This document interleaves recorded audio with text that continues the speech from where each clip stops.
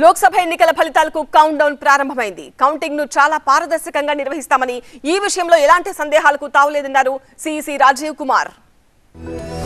లోక్సభ ఎన్నికల కౌంటింగ్ కు అన్ని ఏర్పాట్లు పూర్తయ్యాయి. మంగళవారం ఉదయం 8 గంటల నుంచి 543 స్థానాల్లో ఓట్ల లెక్కింపు జరుగుతుంది. కౌంటింగ్ సందర్భంగా ఈసీ భారీ ఏర్పాట్లు చేసింది. బెంగాల్తో సహా పలు సమస్యాత్మక నియోజకవర్గాల్లో పారామిలిటరీ బలగాలతో భద్రతను ఏర్పాటు చేశారు.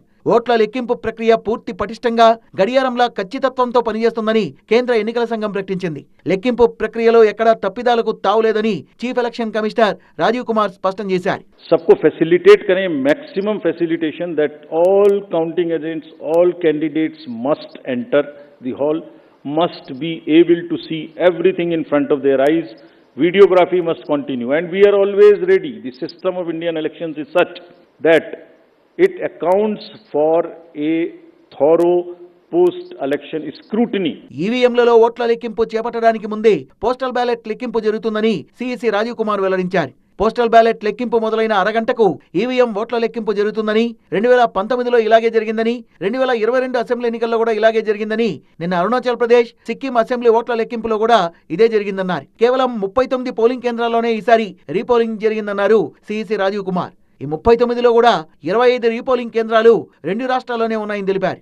2019 ఎన్నికల్లో 540 చోట్ల రీపోలింగ్ జరిగిందని గుర్తు చేశారు ఆయన. ఎన్నడూ లేనంత పోలింగ్ ఈసారి జమ్మూ కాశ్మీర్లో నమోదైందన్నారు.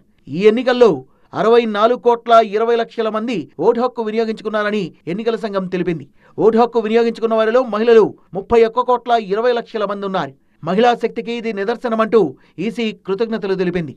లోక్సభ ఎన్నికల సందర్భంగా రికార్డు స్థాయిలో 10,000 కోట్ల రూపాయలు స్వాధీనం చేసుకున్నట్లు సిఇసి వెల్లడించారు. ఈ దఫా ఎన్నికల నిర్వహణలో ఎండల తీవ్రత బాగా ప్రభావం చూపిందని chief election commissioner Rajiv Kumar తెలిపారు. ఎండలు తీవ్రం కావడానికి ముందే ఎన్నికలు నిర్వహిస్తే మంచిదనే పాఠం ఈసారి తాము తెలుసుకున్నామన్నారు. భారత్లో ఎన్నికలు ఒక అద్భుతమని, దీనికి సరిసమానమైంది ప్రపంచంలో మరొకటి లేదని రాజీవ్ కుమార్ వెల్లడించారు.